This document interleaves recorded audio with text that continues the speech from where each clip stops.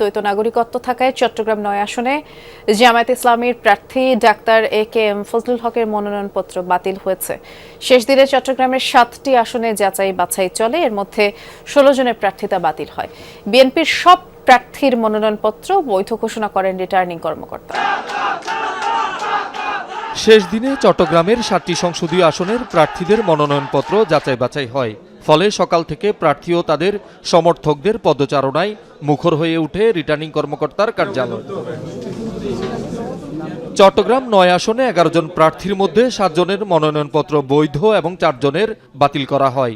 এর মধ্যে দ্বৈত নাগরিকত্ব থাকায় জামায়াতে ইসলামীর প্রার্থী ডাক্তার এ.কে.এম. ফজলুল হকের প্রার্থিতা বাতিল হয়।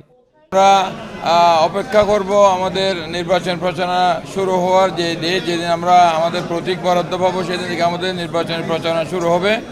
আমি সবার সহযোগিতা, সবার দোয়া চাই। তারা আমাকে আগামী ৫ তারিখ অ্যাপয়েন্টমেন্ট দিছে, তো ৫ তারিখ সেখানে আমি তাদের পাসপোর্ট, সিটিজেন সার্টিফিকেট এবং সোশ্যাল সিকিউরিটি কার্ড সহ নিয়ে গেলে তারা এটা অ্যাকসেপ্ট করে আমাকে সার্টিফিকেট দিবে।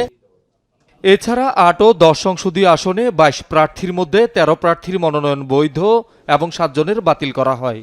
আজকে মনোনয়নপত্র বাছাইয়ে আমি ডাক্তার মোতাবুন নাসের জামায়াত ইসলামী মনোনীত প্রার্থী আমার মনোনয়নপত্র নির্বাচন কমিশনার বৈধ ঘোষণা করেছেন। আমি মনে করি বাংলাদেশের নির্বাচনের যে কালচার, এই কালচারটা ভয়াবহভাবে দূষিত হয়ে গিয়েছে।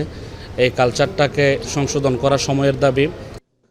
অন্যদিকে চট্টগ্রাম ১৩, ১৪, ১৫ ও ১৬ সংসদীয় আসনে ২৯ প্রার্থীর মধ্যে ৫ প্রার্থীর মনোনয়ন বাতিল করা হয়। সকালে ২ জনের প্রার্থিতা স্থগিত হলেও বিকালে শুনানি শেষে ফিরে পান দুজনেই। অস্ত্র উদ্ধারটার ব্যাপারে আমাদের আইন প্রয়োগকারী সংস্থা এবং বিভিন্ন যারা রয়েছেন তাদেরকে এই ব্যাপারে আরও সিরিয়াস হতে হবে। তবে গতকাল থেকে এই ব্যাপারে অনেক পদক্ষেপ নিচ্ছে। আমরা যেটা কমপ্লেন করেছি যে উনি আমাদের দলের কর্মীদেরকে, নেতাদেরকে উনি টাকা পয়সার লোভ দেখাচ্ছেন, এটা অত্যন্ত দুঃখজনক। এটা আমি মনে করি যে নির্বাচন বিধিমালার একটা সরাসরি বরখেলাপ। এর আগে শেষ হয়েছে চট্টগ্রামের বাকি ৯টি আসনে প্রার্থীদের মনোনয়নপত্র যাচাই বাছাই। শহীদুল সুমন, যমুনা নিউজ, চট্টগ্রাম। এ বিষয়ে আরো বিস্তারিত জানবো। চট্টগ্রামে যাচ্ছি, সহকর্মী জুবায়েদ ইবনে শাহাদাত অপেক্ষা করছেন। জুবায়েদ, শেষ দিনে তো চট্টগ্রামের ১৬ জনের প্রার্থিতা বাতিল হলো, দিনভর পরিবেশ কেমন দেখলেন জানাবেন। বৃষ্টি আজ শেষ দিন ছিল এবং প্রার্থীদের বেশ আমরা আনাগোনা দেখেছি। প্রার্থীদের সমর্থক, প্রস্তাবক এবং তাদের অনুসারীরা এসেছেন। মোট ৭টি আসনে আজকে মনোনয়ন যাচাই বাছাই হয়েছে। জেলা প্রশাসক কার্যালয় এবং বিভাগীয় কমিশনার কার্যালয়, দুটি কার্যালয়ে রিটার্নিং কর্মকর্তারা মনোনয়নগুলো যাচাই বাছাই করছেন। আমি যদি একটু বলতে চাই কি কি কারণে মনোনয়নগুলো বাতিল হয়েছে, আপনি সংখ্যাটা যেহেতু বলে দিয়েছেন সেই সাথে আমি যোগ করতে চাই কি কি কারণে বাতিল হয়েছে।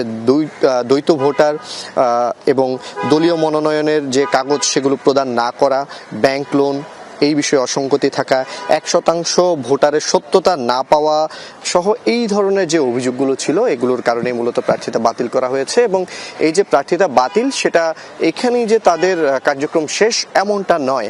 এই সিদ্ধান্তের বিরুদ্ধে তারা আপিল করতে পারছেন এবং সেই আপিলটা করার মাধ্যমে আবার যাচাই বাছাই শেষে তাদের যে মনোনয়ন সেটার বৈধতা তারা ফিরে পেতে পারেন।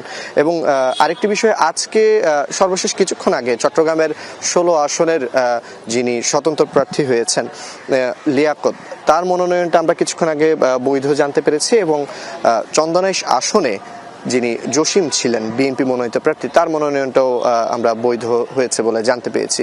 এবং রিটার্নিং কর্মকর্তার সাথে কথা বলেছি, তিনি বলেছেন তাদের যে যাচাই বাছাই কার্যক্রম সেগুলো তারা শেষ করেছেন, শেষ করে তাদের দিক থেকে কোনো ত্রুটি বিচ্যুতি থাকুক তারা এটা চাননি, সেজন্য তারা যথারীতি কার্যক্রমগুলো অনুসরণ করেছেন এবং তারপরেই তাদের এই সিদ্ধান্ত হয়েছে। এবং বেশ কয়েক দফায় যাচাই বাছাইয়ের পরেই তারা এই সিদ্ধান্তটি দিয়েছেন।